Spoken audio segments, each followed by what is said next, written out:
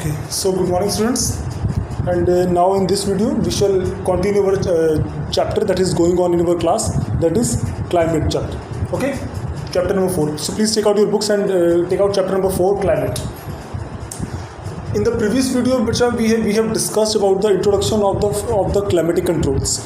Now in this video we shall continue our same topic in detail. Okay, now we shall start our topic, that is factors affecting the climate of India. Okay, यही सारे हमने पिछले video में पढ़े थे.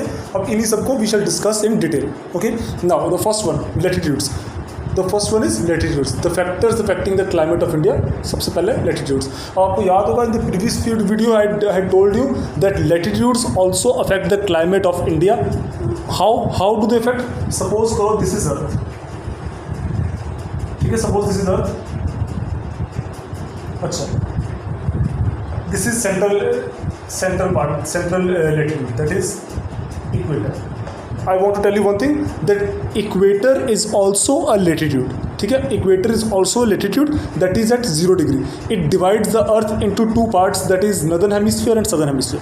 And all these latitudes and longitudes are the imaginary lines. These are not the actual lines, real lines. These are imaginary lines. And equator is also a latitude that divides the earth into two equal parts, northern hemisphere, southern hemisphere. It is at 0 degree. चलो, तो बेटा 0 degree से ऐसे है कि ये northern hemisphere, southern hemisphere, ये latitudes है. ठीक है, ये आपको पता ही सभी, you all know it very well. These are latitudes. ठीक है जी. Similarly here, these are latitudes in the southern hemisphere. Now, अब जैसे जैसे हम ऊपर जाते हैं 0, 10, 20, 30, 40, 50, 60, 70, 80 एंड 90 डिग्री, फिर ये सारे हो गए नॉर्थ. ठीक है, 10 डिग्री नॉर्थ, 20 डिग्री नॉर्थ, ऐसे 10 डिग्री नॉर्थ, 20 डिग्री नॉर्थ, ऐसे करते करते ऊपर 90 डिग्री पर. ठीक है, सेम इधर नीचे 10 डिग्री साउथ, 20 डिग्री साउथ, ऐसे करते करते नीचे 90 डिग्री. ठीक है, तो ये अब ये जैसे जैसे आप ऊपर जाते जाओ या नीचे जाते जाओ ना, तो ये latitudes also affect the climate of India. कैसे? आपको सबको पता है कि जो सन्स रेज है, sun's rays fall on the equator in a straight manner, बिल्कुल सीधी रेज पड़ती हैं इक्वेटर पर. अब डेफिनेटली जो एरियाज इक्वेटर के पास होंगे वहाँ पर ज़्यादा गर्मी होगी, बिकॉज सूर्य की रोशनी जो है, sun's rays fall on the equator, on the regions near the equator directly in a straight manner. That's why these areas are hotter as compared to the other parts. But as you go far away from equator to the upper latitudes और to the lower latitudes far away from the equator, the temperature decreases. चाहे आप ऊपर की तरफ को northern hemisphere में equator से दूर जाते जाओ तब भी टेम्परेचर कम होगा, और अगर आप सदर्न हेमिस्फीयर में, तो सदर्न हेमिस्फीयर में भी इक्वेटर से दूर जाए जाओ तो तब भी टेम्परेचर जो है कम होगा, बिकॉज सन्स रेज यहाँ पर स्लैंटिंग पोजीशन में पड़ना शुरू होगी. इन दिस जैसे जैसे आप दूर जाते जाओगे सन्स रेज जो है ज़्यादा स्लैंटिंग होकर पड़ती है. दैट्स वाई क्या होता है, उतनी ही कम हीट होगी उनमें. जितनी स्ट्रेट पड़ेंगी उतनी हीट ज़्यादा होगी, जितनी स्लैंटिंग होकर पड़ेंगी सन्स रेज उतनी ही कम हीट होगी. That's why we are saying that the latitudes also affect the climate of India or any part of the world also, because sun's rays fall in a slanting manner as we go far away from the equator. Okay, as we go far away from the equator to the upper latitudes or the lower latitudes. ठीक है, ये सारे northern hemisphere latitudes, ये southern hemisphere के latitudes. So that's why latitudes also affect the climate of India. Okay, अब आपको ये कैसे, बिकॉज आपको पता है कि इंडिया नीचे से शुरू होता है, यहाँ से 8 degree 4. India begins from 8 degree 4 north from Kanyakumari and goes up to 37 degree 6 north. ठीक है, जम्मू एंड कश्मीर. अब जो टेम्परेचर आपको कन्याकुमारी में, तमिलनाडु रीजन में मिलेगा, वही आपको जम्मू कश्मीर में कभी मिलेगा नहीं मिलेगा, बिकॉज जम्मू कश्मीर क्या है, is on the farther away latitude from the equator. तो दैट्स वाई वहाँ पे टेम्परेचर और क्लाइमेट कुछ और होगा, और जो एरिया तमिलनाडु का रीजन का, कन्याकुमारी रीजन का इक्वेटर के बिल्कुल नज़दीक है, वहाँ पे क्लाइमेट पूरा साल कुछ और मिलेगा. तो रीज़न लेटिट्यूड्स, बिकॉज वो ज़्यादा दूर है, वो लेटिट्यूड ज़्यादा दूर है 37 डिग्री लेटिट्यूड पर, ये 8 डिग्री लेटिट्यूड पर. तो दैट्स वाई जैसे जैसे हम लेटिट्यूड से दूर जाते हैं, जैसे जैसे हम इक्वेटर से दूर अपर लेटिट्यूड्स पे जाते जाएँ या लोअर लेटिट्यूड्स पे जाते रहें, हमारा जो है क्लाइमेट जो है चेंज होता रहता है. तो that's why we are saying that latitudes also affect the climate of India. Clear? ये था हमारा फर्स्ट climatic control या first factor that affects the climate of India, that is latitudes. Now number 2, altitudes.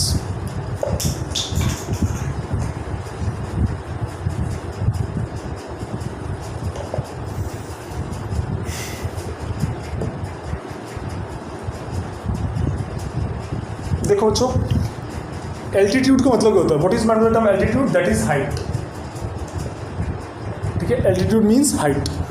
अब height क्या है? जैसे जैसे ये हमने पिछले वीडियो में पढ़ा था, as you go upwards, as you go to the more height the temperature decreases. इसका सिंपल लॉजिक ऐसे समझ सकते हो, ये हो गया टेम्परेचर। तो as the temperature increases, sorry एक मिनट, ऐसे नहीं, एक मिनट, पहले हम ड्रॉ करते हैं हाइट। ठीक है, ये है हाइट के लिए। जैसे जैसे हाइट बढ़ेगी, as the height increases temperature decreases. Height बढ़ेगी, टेम्परेचर घटेगा।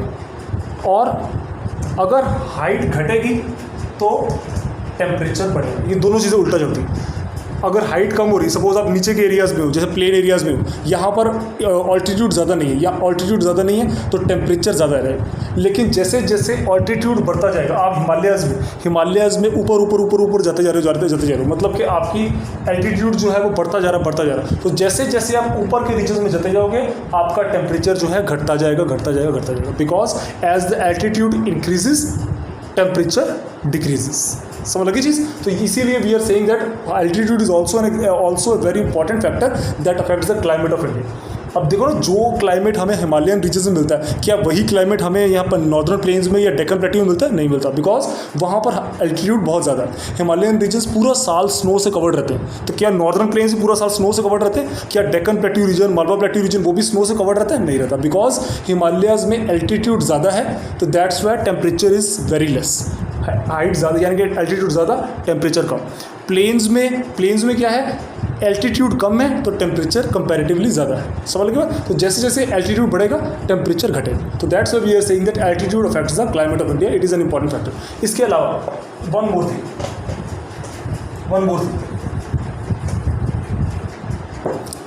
आपको पता है Himalayas are the highest mountains of the world, जिसमें आपको 6000 to 8000 मीटर्स तक के भी माउंटेन्स मिल जाते हैं।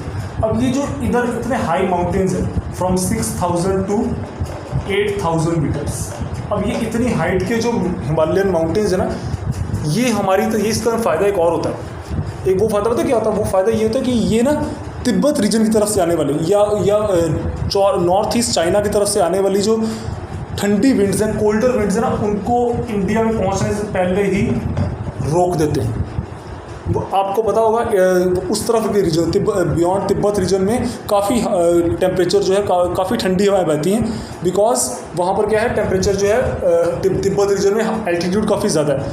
लेकिन ये जो आपकी हिमालय के बीच में दीवार खड़ी है, ठीक है, तिब्बत इज़ ए प्लेट्यू, ठीक है, प्लेट्यूज़ के आगे ये जो हिमालय की दीवार खड़ी है ना, ये दीवार काफ़ी ऊँची है, यानी कि एल्टीट्यूड काफ़ी ज़्यादा है। तो ये जो हिमालयन रीजन्स के माउंटेन्स है ना, ये सारे के सारे इन ठंडी हवाओं को इंडिया पहुँचने से रोक देते हैं एक दीवार बन के, जिसकी वजह से इंडिया में जो विंटर्स हैं, सर्दी है, वो उतनी ठंडी नहीं होती जितनी कि तिब्बत रीजन और चाइना रीजन में होती है, चाइना में पड़ती है। बिकॉज वहाँ पर ये हवाएं चलती हैं तो वो टेम्परेचर को ज़्यादा ठंडा कर देती हैं। लेकिन हमारे यहाँ पर हवाएं पहले ही बीच में हिमालयस रोक देते हैं, जिससे कि कम ठंड पड़ती है as compare to those parts. ठीक है, दैट्स वाई एल्टीट्यूड्स या Himalayan region due to their altitude are one of the major factors that affect the climate of India. समझ के बाद हिमालयन रीजन्स का एल्टीट्यूड ज़्यादा है, that's why they are affecting the climate of India. काफ़ी ज़्यादा ऊंचे हैं तो इसीलिए इंडिया के क्लाइमेट पे असर डालते हैं। अगर ये ज़्यादा ऊंचे ना होते तो शायद इतना असर ना डालते, पर ये काफ़ी ज़्यादा एल्टीट्यूड पर है, काफ़ी ज़्यादा हाइट पर है।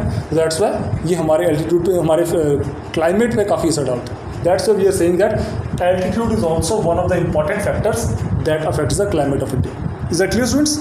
Next, number 3।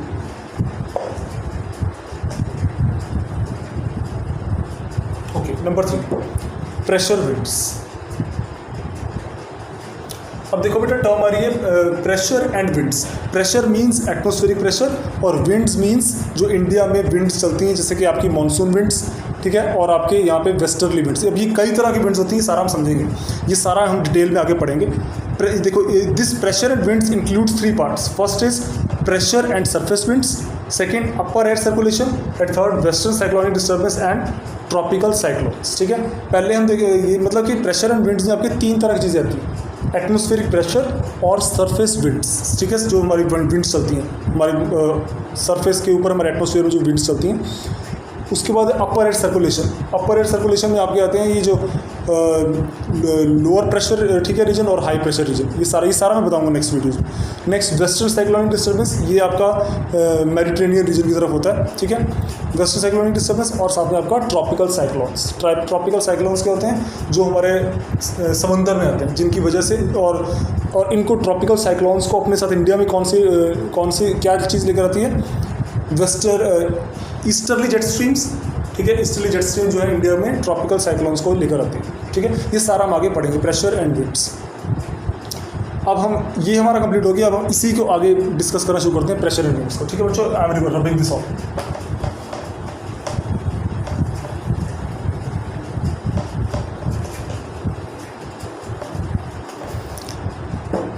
देखो बेटा, प्रेशर एंड विंड्स में सबसे पहले हम देखते हैं कि ना जो हमारे इंडिया का रीजन है ना, यहाँ पर जो विंड्स चलती हैं, ये जो विंड्स चलती हैं ना, ये they walk in this way. 1 minute. Okay, so देखो बेटा, ऐसा है, the pressure conditions that are found in India ना आर वेरी यूनिक। कैसे? Because India is located in the in the area of the low pressure winds that used to come from the northeastern side, of the Himalayas.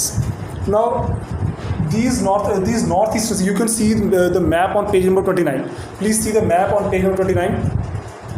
ये जो winds north east की तरफ से आती हैं ना, these winds are mostly dry winds. These winds are mostly dry winds. ये आमतौर पे सूखी हवाएं होती हैं, इनमें कोई मॉइस्चर नहीं होता। Why? Because they mostly travel on the land region, surface region. ये पानी के ऊपर से नहीं बल्कि ज़मीनी रीजन के ऊपर से निकल रही है, तो that's why they don't carry any moisture. They are generally dry winds but they are colder, ठीक है, लेकिन ठंडी होती है। अच्छा, अब सवाल उठता है कि अगर ये ड्राई विंड्स हैं तो इंडिया में तो फिर बिल्कुल ही सूखा मौसम होना चाहिए था, इधर मानसून तो आना ही नहीं चाहिए था, सूखा होना चाहिए था।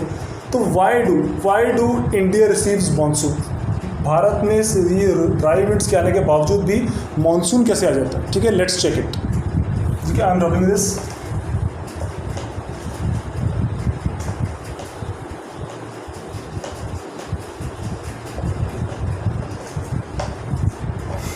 ओके, अब बेटा देखो, इंडिया हमने अभी डिस्कस किया lies in the way of north eastern winds, ठीक है। One thing more, these northeast winds blow from high pressure region to low pressure region. Always these winds move from high pressure region to low pressure region. ये wind जितनी भी जो winds हैं, ये हमेशा high pressure to low pressure में move करेंगे। अच्छा, अब ये कैसे देखो होता है ये सारा? एक तरफ है हाई प्रेशर रीजन, दूसरा है लो प्रेशर रीजन। जब ये विंड्स चलती हैं, जब ये नॉर्थ ईस्ट की जो विंड्स चलती है ना, ये अपने तरफ से साउथ वर्ड डायरेक्शन में चलती हैं। लेकिन जब ये साउथ वर्ड्स चलती हैं, नीचे की तरफ चलती हैं, तो ना ये due to the earth's Coriolis force ये विंड्स राइट डायरेक्शन में, ये विंड्स थोड़ा सा राइट डायरेक्शन में डिफ्लेक्ट होती है। मतलब कि अगर इन विंड्स ने नीचे की तरफ ऐसे स्ट्रेट जाना था, हाई टू लो सीधे जाना था, जैसे 1 मिनट, सपोज इन विंड्स ने सीधे हाई प्रेशर रीजन से नीचे की तरफ लो प्रेशर रीजन में बिल्कुल स्ट्रेट जाना था, डाउनवर्ड जाना था।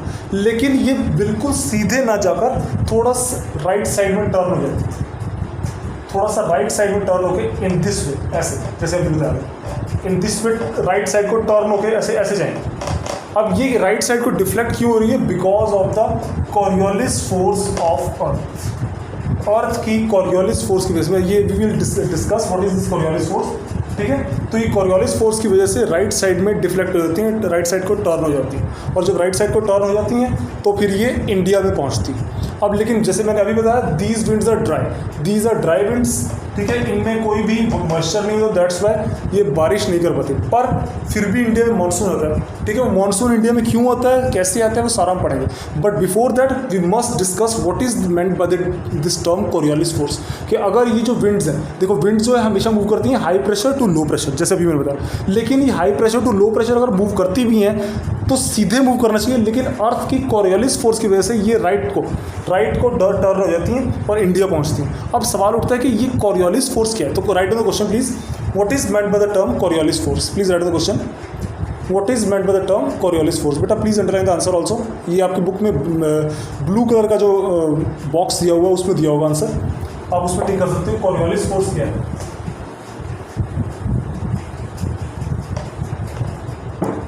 देखो बेटा कोरियोलिस फोर्स क्या है आप सभी को पता है। कोरियोलिस फोर्स क्या है, जैसे हमारी अर्थ हमारी रोटेट करती है, ठीक है। अर्थ हमारी जो है ये कभी भी एक जगह खड़ी नहीं रहती, लगातार ये रोटेट करती है, ठीक है, घूमती रहती है। तो ड्यू टू अर्थ्स रोटेशन, इसको सिंपल लैंग्वेज में अगर हमने कहना हो व्हाट इज कोरियोलिस फोर्स, तो हम क्या कहेंगे, the force generated by the या due to the force generated due to the Earth's rotation is known as Coriolis force, ठीक है। अर्थ की रोटेशन की वजह से जो, जैसे अर्थ हर समय रोटेट कर रही है, अर्थ हर समय घूम रही है, ठीक है, और अर्थ की रोटेशन से ना एक फोर्स जो जनरेट होती है, उसी फोर्स को हम लोग क्या बोलते हैं, कोरियोलिस फोर्स, ठीक है। और ये जो कोरियोलिस फोर्स है, इसी कोरियोलिस फोर्स की वजह से क्या होता है, जो नॉर्दर्न हेमिस्फीयर में, इस कोरियोलिस फोर्स की वजह से बहुत इंपॉर्टेंट फैक्टर एक जनरेट होता है। वो क्या है, यही जो आपको अभी बताया कि जो विंड्स हैं, ये जो विंड्स हैं नॉर्दर्न हेमिस्फीयर में, जिन्होंने high pressure region to low pressure region move कर रही हैं, अब इनको सीधे मूव करना था नीचे, पर ये सीधे डायरेक्टली मूव नहीं कर रही, ये राइट को टर्न कर रही है, ऐसे मूव कर रही है इन दिस।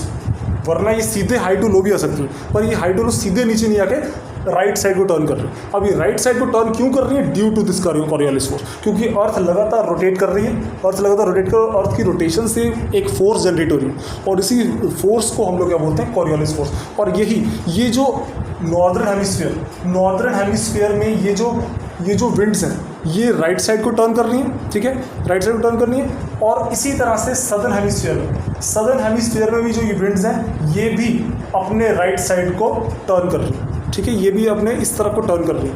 तो नहीं तो ये भी सीधे ऊपर की तरफ जा सकती है, पर ये ऊपर नहीं जा रही, ये भी अपने राइट साइड को टर्न करती है, बिकॉज ये इधर से जनरेट होती है।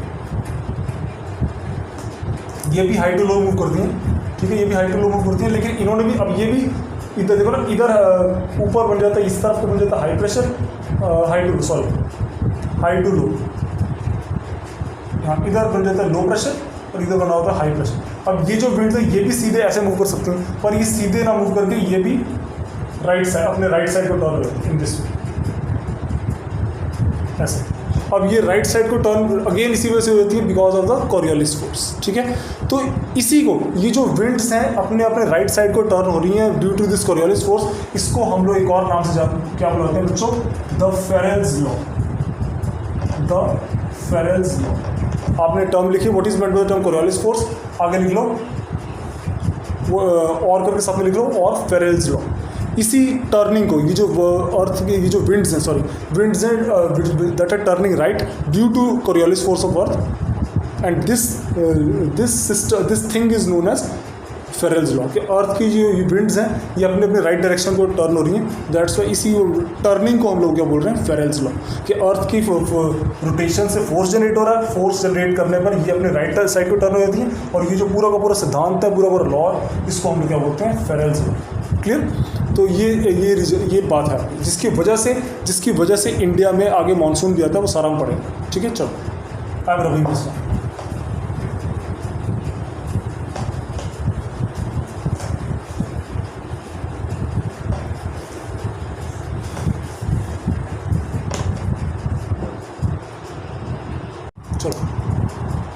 सो हमारे इंडिया में ना बेटा pressure conditions are very unique, ठीक है। जैसे अगर सीधे लिखे प्रेशर कंडीशंस या और एटमॉस्फेरिक प्रेशर, ऐसे लिख सकते, ऐसे ज़्यादा better. Atmospheric pressure conditions are very unique. अब कैसे यूनिक है देखो, ये बात हम क्यों कह रहे हैं कि इंडिया में atmospheric pressure conditions are very unique, हम क्यों कह रहे हैं देखो, क्योंकि ना हमारे यहाँ पर सीजनल रिवर्सल ऑफ विंड्स होता है। ये मैंने आपको फर्स्ट वीडियो में भी बताया कि there is seasonal reversal of winds take place in India. Seasonal reversal of winds का मतलब क्या है, मैंने आपको फर्स्ट वीडियो में बताया था जब हमने ये चैप्टर स्टार्ट किया था। मैंने आपको फर्स्ट वीडियो में I told you that India में क्या होता है, विंड्स आती हैं और फिर वो वापस भी जाती हैं। That is known as seasonal reversal of winds, ठीक है ना। South west monsoon winds and north east trade winds, आपको याद होगा मैंने सारा फर्स्ट वीडियो बताया था, तो वही सारा हम इसमें डिस्कस करेंगे। तो that's why we are saying that atmospheric pressure conditions in India are very unique due to this seasonal reversal of winds, ठीक है। चलो अब हम चेक करते हैं कैसे।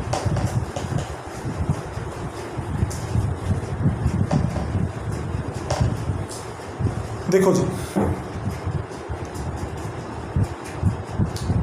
This is the map of peninsular India, ठीक है।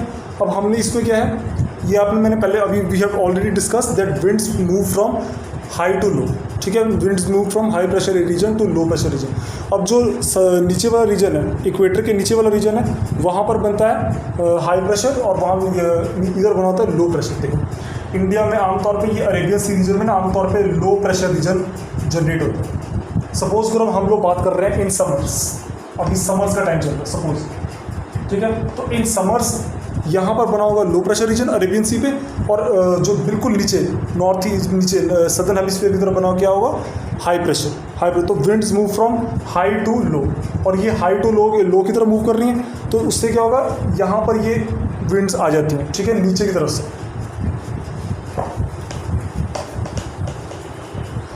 जैसे you can see your page number 29 in your textbook.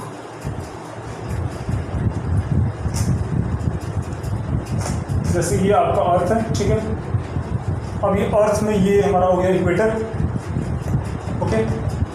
अब आप देख सकते हो मैप में, अपने मैप में पेज नंबर 29 पर जो विंड्स हैं, ठीक है, वो विंड्स हैं ऐसे मूव कर रही है, ठीक है। अब वो जैसे इक्वेटर क्रॉस करते हैं, इंडिया यहाँ पर इस जगह यहाँ, अच्छा। अब वो जैसे ही इक्वेटर क्रॉस करती है ना, दे टर्न राइट वर्ड्स, ऐसे see the map page number 29, ठीक है। Because the winds move from high pressure to low pressure. India के यहाँ पर बना होता है लो प्रेशर इधर, यानी कि अरेबियन सी की तरफ, यहाँ नीचे होता है हाई प्रेशर, ठीक है। अब winds move from high to low, अब ये विंड्स ऊपर की तरफ आई, यहाँ से राइट को टर्न कर गई। इसमें कॉरियोलिस फोर्स भी है, कॉरियोलिस फोर्स की रीजन भी है, और साथ साथ लो प्रेशर भी है। देखो बेटा, ज्योग्राफी में ना कभी भी एक रीज़न नहीं होता, कई सारे ज्योग्राफिकल फैक्टर्स एक साथ अफेक्ट करते हैं किसी भी जगह को। तो डेफिनेटली इन विंड्स के इधर को मूव करने में दो फैक्टर्स हो गए। पहला फैक्टर तो आपका वही कॉरियोलिस फोर्स ही हो गया, पहला फैक्टर, ठीक है ना, कॉरियोलिस फोर्स, जिसकी वजह से winds are turning rightwards, ठीक है। पहला फैक्टर हो गया Coriolis force.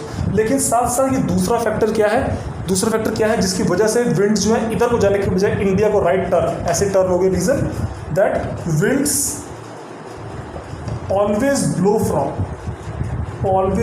from high pressure to low pressure। जो winds हैं वो हमेशा, जो एटमॉस्फेयर, ये जो winds हैं, these winds always move from high pressure region to low pressure region। अब यहाँ पे है हाई प्रेशर रीजन, ठीक है, बिलो द इक्वेटर, यहाँ से विंड्स ओरिजिनेट हुई हैं, ऊपर की तरफ ऐसे जाना था, लेकिन इधर को जाने के बजाय राइट टर्न ऐसे हो। रीजन एक तो कॉरियोलिस फोर्स, दूसरा हाई प्रेशर यहाँ पे और लो प्रेशर यहाँ पे, तो winds move from high to low, इधर को होगी। अच्छा, अब देखो, अब ये पूरा एरिया समंदर का है, ये सारा ओशन है, पूरा ओशन रीजन। अब जो विंड्स लगातार ओशन के ऊपर से ट्रैवल कर रही हैं, वो जब ना इतना बड़ा एरिया ओशन के ऊपर से ट्रैवल करके जाएंगी, तो उनके अंदर क्या भर जाता है, मॉइस्चर। इनमें मॉइस्चर भर जाएगा, इनमें पानी भर जाएगा या नमी भर जाएगी, मॉइस्चर भर जाएगा। और जब ये मॉइस्चर से भरी हुई विंड्स इंडिया पहुंचती हैं, तो यहाँ पर आकर ये अपना मॉइस्चर गिराना शुरू कर देती है सारा, जिसकी वजह से इंडिया में क्या आता है, मानसून सीजन, जैसे कि अब मानसून सीजन आ गया, अब बारिश का मौसम आ गया। रीज़न, विंड्स यहाँ से ओरिजिनेट हुई हाई प्रेशर से, पूरा एरिया ट्रैवल किया समुद्र के ऊपर से, और लो प्रेशर की तरफ को टर्न कर गई। लो प्रेशर से टर्न करके इंडिया पहुँची, आके बारिश करनी शुरू कर दी, बिकॉज यहाँ पर एकदम से इनका हो जाता है बर्स्ट, क्योंकि ये सीधे ज़मीन पर पहुँचती हैं, टेम्परेचर चेंज हो जाता है, पानी बरसाना शुरू कर देते हैं। अच्छा, अब ये रीजन, अब देखो ये जो रीजन है ये इंडिया का कौन सा साइड पड़ती है, साउथ वेस्ट। ये इंडिया की कौन सी साइड पड़ती है, साउथ वेस्ट। और ये विंड्स अपने साथ मॉइस्चर लेकर आ रही हैं, यानी कि अपने साथ मानसून लेकर आ रही हैं और साउथ वेस्ट की तरफ से आ रही हैं। तो हमने इनको, इन विंड्स को क्या नाम दे रखा है प्यारे बच्चों, south west monsoon winds. We have given the name south west monsoon winds. Reason, एक तो रीज़न क्या है कि ये अपने साथ मॉइस्चर भरकर लेकर आ रही हैं और मॉइस्चर होने की वजह से अपने साथ बारिश लेकर आ रही हैं, बरसात लेकर आ रही हैं, मानसून लेकर आ रही हैं। और चूंकि इंडिया के साउथ वेस्ट डायरेक्शन से आ रही हैं और अपने साथ मानसून लेके आ रही हैं, तो नाम हमने क्या दे दिया, south west monsoon winds. Clear, ठीक है ना। तो अब देखो हम ये बिल्कुल ये बात कहना सही है कि इंडिया में जो प्रेशर कंडीशंस है, विंड कंडीशंस है, these are very unique. North east की तरफ से जो विंड्स आती हैं वो ड्राई आती हैं, जो पहले बताया मैंने, वो क्यों होती है, ड्राई होती है क्योंकि वो सारी की सारी लैंड सरफेस पर उससे गुजरती हैं। वो ठंडी काफ़ी होती हैं, लेकिन वो हिमालयाज उनको रोक देते हैं कुछ काफ़ी हद तक, और जो पहुंचती भी इंडिया में वो बारिश नहीं कर पाते, because they are dry winds, उनमें पानी होता ही नहीं, मॉइस्चर होता ही नहीं, क्योंकि वो लैंड के ऊपर से, ज़मीन पर से गुजरती है। लेकिन जो ये विंड्स आ रही, साउथ वेस्ट मानसून विंड्स आ रही हैं, ये पूरा समुंदर के ऊपर से रास्ता तय करके आ रही है। और चूंकि समुंदर के ऊपर से रास्ता तय करके आ रही हैं, तो इनमें पानी ही पानी भरा होता है, मॉइस्चर ही मॉइस्चर भरा होता है। और जैसे ही इंडिया पहुंचती हैं साउथ वेस्ट डायरेक्शन से, तो आके बारिश करना शुरू कर देती हैं। That's why we have given them the name south west monsoon winds. और इनके साउथ वेस्ट मानसून विंड्स के इंडिया आने के दो रीजन हो गए। पहला, कॉरियोलिस फोर्स, जिसकी वजह से ये राइट को टर्न कर रही है। दूसरा, winds always move from high to low. इधर हाई प्रेशर बना है, इंडिया के यहाँ पे बना होता है लो प्रेशर, तो winds high to low move करती है। दैट्स व्हाई ये दो रीजन हो गए जिसकी वजह से इंडिया में मानसून आ रहा है, बारिश आ रही है। समझ लगी बात बच्चों। तो that's why we are saying that pressure conditions in India, atmospheric pressure conditions in India are very unique. Is that clear students. चलो, तो एक क्वेश्चन लिखो, write down the question please. Name the important factors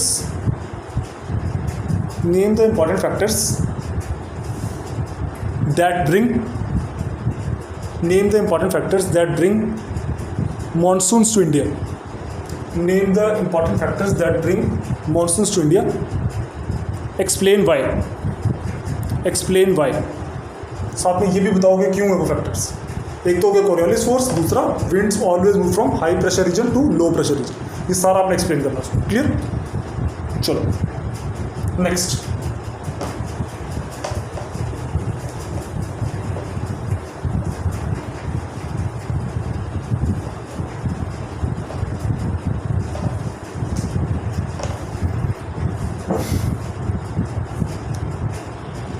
चलो ठीक है, तो write down question बेटा, next question लिखो, write down please. Why do you say that the atmospheric pressure conditions in India are very unique? Explain. Next question लिखो। Write a short note on the seasonal reversal of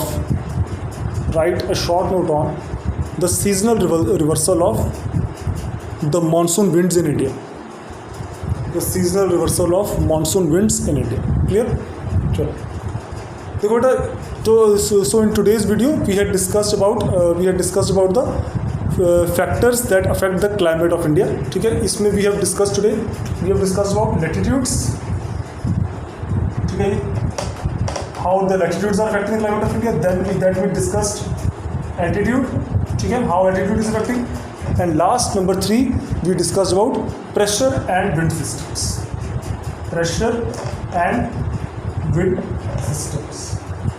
And this pressure means atmospheric pressure, और इस pressure को proper लिखना तो atmospheric pressure, ठीक है, atmospheric pressure and wind systems. Now in the next video we shall discuss about our next topic, that is the part of this third point, pressure and wind systems. इसका ही part है, that is jet streams. हम jet streams के बारे में, what are these jet streams, why are they important, everything we shall discuss in our next video.